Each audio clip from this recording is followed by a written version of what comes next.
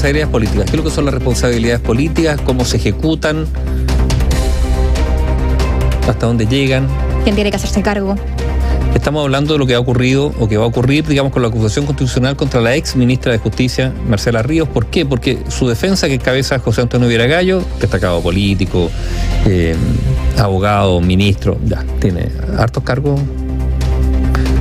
Subsecretario de Justicia durante el gobierno de Salvador Allende, también. ¿Qué es lo que dice?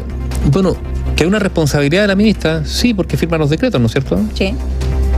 Por firma delegada. Porque el indulto es una facultad privativa del presidente de la República. Él puede indultar, es parte de sus facultades. Después veremos qué efectos produce esto o comentarios. Ya lo ha producido harto, digamos, en estos indultos. Entonces, la pregunta es, el argumento de la defensa de la ministra Ríos, ¿hasta dónde llega? ¿Hasta dónde acota la responsabilidad política? Porque ella firma algo que el presidente visó. Sí, pues, si él dice indulto, ¿quién resuelve a quién se indulta? El presidente. El problema es el siguiente, que se habló de más, creo yo. Ya entramos al ámbito de las opiniones, María José. ¿Por qué? Porque el presidente firma, tiene que dar argumento, las razones humanitarias están, la paz social, etcétera, etcétera, pero empezaron a haber explicaciones. El presidente Boric se equivocó terriblemente al decir que indultaba a Mateluna porque había sido mal condenado. La separación de los poderes es algo básico. Hay un paralelo de la Corte Suprema también que... y además el presidente Boric estudió Derecho, o sea, de esto tiene que saberlo. Entonces, error garrafal del presidente. En la lógica del resguardo de sus indultos, incluso, diría yo. Pero después salió la ministra Vallejo señalando que había habido errores, desprolijidades, pero dijo algo: si hubiésemos tenido toda la información, no habríamos tomado las mismas decisiones, no habríamos actuado igual. Entonces uno dice, si hubiesen tenido la misma toda la información, ¿quiénes no estarían indultados? Hay indultos que no se habrían aprobado. Y justo cuando se presentaron los indultos se dijo que había un problema con 2 nombres. Dijo, no, hay un error con 2 nombres, responsabilidad que también tuvo que asumir la jefa de comunicaciones del Ministerio de Justicia. Y claro, pues después aparecen que habían 2 personas que tenían decretos firmados el mismo día 30, que fue cuando se presentan, y no el 29 como los otros 11. Entonces, claro, ahí uno empieza a hilar. Y si nos ponemos a hilar fino, pueden surgir teorías. Se asume que hay un error. Sí. Bueno, pero se va a inventar. Reconocido también por el gobierno. Pero se va a inventar ese error. Es que eso es lo que llama la atención. O el gobierno puede permitirse decir, me equivoqué y da lo mismo. Da lo mismo, me equivoqué. Sí. Y le echamos para adelante, como se dice. Lo que ¿Sabes por qué? Digo yo, porque estamos hablando de las autoridades que a veces son tan celosas cuando un ciudadano se equivoca. O sea, un ciudadano se equivoca en una declaración de renta, en un pago de impuestos, no dio una boleta, se equivocó, le puso un nombre y le pueden caer las penas del infierno. Pero cuando una autoridad se equivoca y lo dice, no, me equivoqué, bueno, ¿y no pasa nada? Parece que no pasa nada. Lo que se dijo... O se aspira a que no pase nada. Lo que dijo el gobierno básicamente fue que las responsabilidades políticas se habían asumido. ¿Cuáles? Es que ahí cabe una pregunta, porque claro... ¿Quién es el responsable? La salida de la ministra de Justicia... Ya. Ella es la responsable políticamente. Podríamos decir que en parte sí, pero los dichos que emitió hoy día José Antonio Vieragallo en la comisión revisora de la acusación constitucional también dejan mucho que hablar, porque dice, todos sabemos que la facultad de indultar es del presidente, lo dijimos, estamos todos al tanto de eso. Evidentemente, como aquí mismo se ha dicho, esa facultad no se delega, esa facultad se comparte. Entonces ya. Y ahí es donde dice que efectivamente la ministra no firmó contra su voluntad, pero lo hizo compartiendo la responsabilidad del presidente. Es decir, si ambos tenían la responsabilidad y se decide sacar a la ministra Ríos diciendo que ese era el discurso para poder asumir la responsabilidad política, ¿qué pasa con la otra mitad que compartió esta responsabilidad? Matías Mesa López Andía, ahí está. Ahí está compartida la responsabilidad. Sale la ministra y sale el jefe de gabinete y ahí listo. Entonces, ahora, para que así sea, porque aquí lo que estamos hablando es que la salida de Matías Mesa López Andía lo que hace es bloquear que suba la responsabilidad política al presidente, ¿no es cierto? Claro. Bueno, habría que esperar que Mesa López Andía diga que la responsabilidad de él, que él metió esos 2 nombres, que el presidente no estaba enterado, que él lo hizo firmar y no le explicó. Algo de eso tal vez podría llegar a ocurrir. Quizás no ocurra, pero no sé si podría ocurrir. Pero antiguamente así ocurrían las cosas. Cuando había partidos políticos estructurados, había gente que asumía la responsabilidad, ni más que sea para bloquear que esa responsabilidad política siguiera ascendiendo. Quizás no pase nada, está bien. Pero es interesante, a ver, claro, Marcela Ríos está en una posición más débil porque ya no es ministra. Y por lo tanto, no es como lo ocurrió con Giorgio Jackson, que son figuras además con peso político distinto, digamos, pero ya salió el gabinete, ¿no? Escuchábamos hoy día hace unos minutos atrás, de hecho en los titulares, al ministro Giorgio Jackson, quien decía que efectivamente van a seguir apoyando a la exministra Ríos, y de hecho en la contestación que realizan de parte de la defensa de la exministra Ríos, fijan o está escrita por 2 abogadas de la SECPRES. Y por lo tanto aquí esto es... Eso demuestra que efectivamente el gobierno está trabajando también cuadrado, está detrás de todo esto. Porque ayer hablábamos un poco de una eventual qué pasará con como una especie como de soledad que se podía ver de la ministra Ríos, pero claro, quizá era porque estaban enfocados de lleno en la contingencia que era su defensa y una estrategia gubernamental. Exacto. Lo otro que yo quiero referirme a lo que dijo el subsecretario del Interior, Manuel Monsalve, respecto al tema de las maras. Las maras son unas pandillas violentas, sanguinarias, brutales, centroamericanas. De El Salvador. Sí, pero están en Guatemala, están en Honduras, están en todas partes, porque es un fenómeno de migrantes, muchos de ellos ilegales, indocumentados, en Estados Unidos, particularmente en la costa oeste, en California, que se transforman en pandillas. Estados Unidos detiene a muchos de ellos y los deporta. Vuelven a sus países de origen, incluso algunos habían nacido en Estados Unidos, y ahí se transforman poco a poco en lo que eran unas pandillas que cometían atracos menores y empiezan a crecer, a organizarse, y hoy día son organizaciones del crimen organizado a nivel, yo diría, sí, continental. De hecho, Mara, para los auditores, es el nombre que se le otorga a las pandillas o a los grupos criminales en El Salvador, y es uno de los grupos o pandillas más importantes de allá. Es que está la Mara Salvatrucha, la 13, son distintas, incluso se disputan entre ellas. Entonces, ¿qué ha dicho el ministro Monsalve? Que no hay ningún indicio de Mara en Chile. ¿Pero por qué surge todo esto? Bueno, el lunes hubo una reunión de la Comisión de Seguridad... Comisión investigadora sobre la criminalidad en la macrozona norte. Entonces hay un diputado, Jaime Araya, que dice, porque estaban con el prefecto general Luis Silva Barrera, que es subdirector de inteligencia, crimen organizado, y se le pregunta... De la PDI. De la Policía de Investigaciones. Y se le pregunta por la presencia o eventual presencia de las maras en nuestro país. ¿Y cuál fue la respuesta?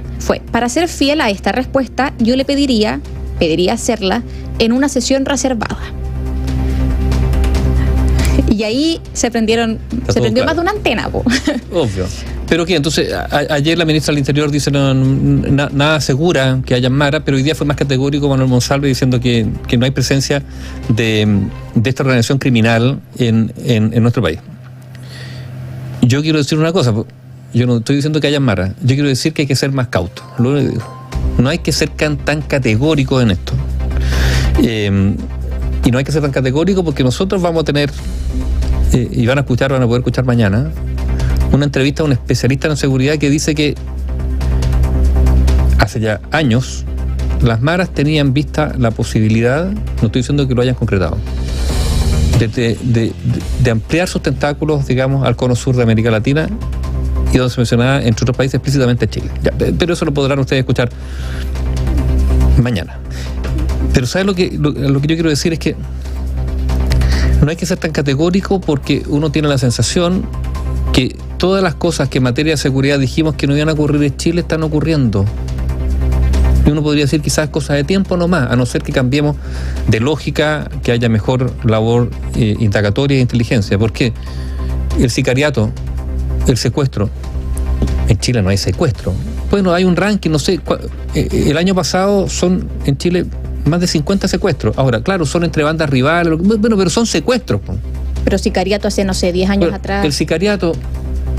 A ver, ayer... Crimen organizado. En las últimas 24 horas hay 2 funcionarios de policía investigadoras de la PDI que mataron a delincuentes, a uno porque trataron de asaltar, al otro porque evitó un asalto. 2. La misma noche. Entonces, ¿va a ser normal esto? Entonces, la normalización está bien. El ser humano se adapta a las circunstancias para sobrevivir. Pavlov y todas esas cosas, ya, se adapta, ¿no es cierto? Uno se adapta, no sé, si vive en un barrio con mucho ruido, se adaptará al ruido y será capaz después de dormir con ruido. El punto es prevenir para que esas cosas dejen... Que nos estamos acostumbrando a una vida con una inseguridad mayor. Y con esto no quiero culpar al gobierno porque esto es un problema de Estado. Y las señales vienen hace mucho, mucho tiempo y quizás no se tomaron en cuenta. Pero yo quiero decir dos cosas. Por ejemplo, hoy día se anuncia por parte del gobierno, por Banco Estado, un seguro especial para camioneros y contratistas por la violencia en la macrozona sur. Esta es la normalización de la violencia. No estoy diciendo que sea malo, es bueno, porque resulta que esas personas no tienen acceso a seguro.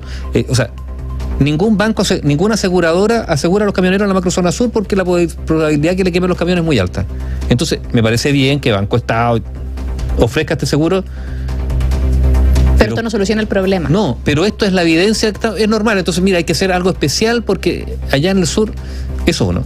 Y lo otro, que es algo que ya viene hace mucho tiempo, hace 2 semanas empezó en la región de la Araucanía un plan que se llama Plan Cosecha Segura. Plan Cosecha Segura. ¿Por la plaga, dice usted? No. Con funcionarios militares y policiales se garantiza que los agricultores puedan cortar el trigo, cargarlo y llevarlo, y que no se lo roben, no se lo quemen o no les cobren un peaje. Entonces, insisto, la normalización. Es normal que tenga que haber vigilancia o resguardo hasta militar para cosechar.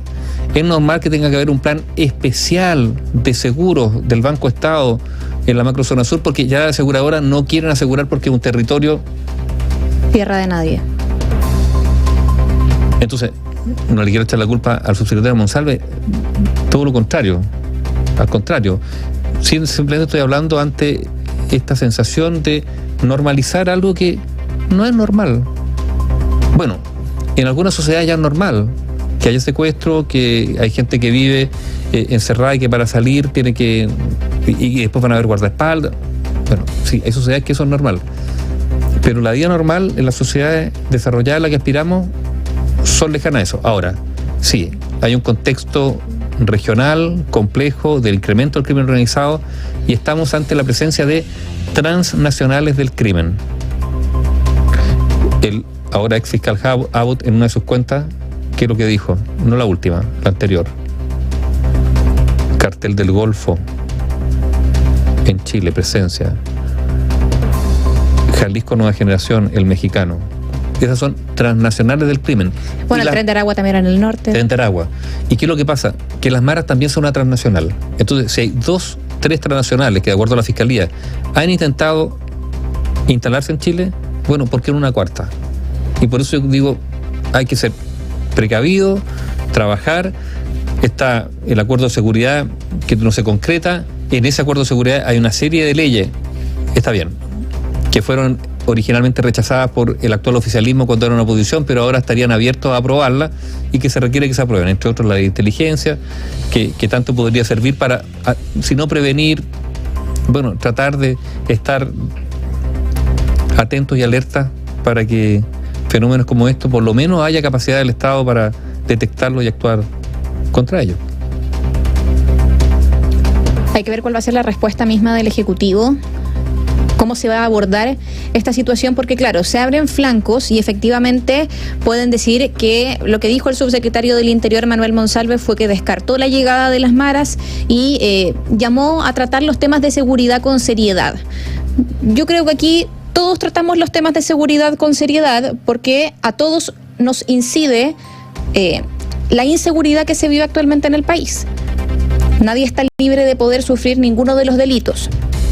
Pero claro, efectivamente los dichos del subprefecto de la PDI llaman la atención, porque podría haber sido una respuesta, claro, no sé, un poco más categórica o que dejara menos flancos abiertos, pero quizá hace, como tú decías, Nivaldo, hace 5 años atrás no se podía hablar quizás de crimen organizado, 10 años atrás, no lo sé, crimen organizado o de carteles ya de lleno que estuvieran con presencia en Chile.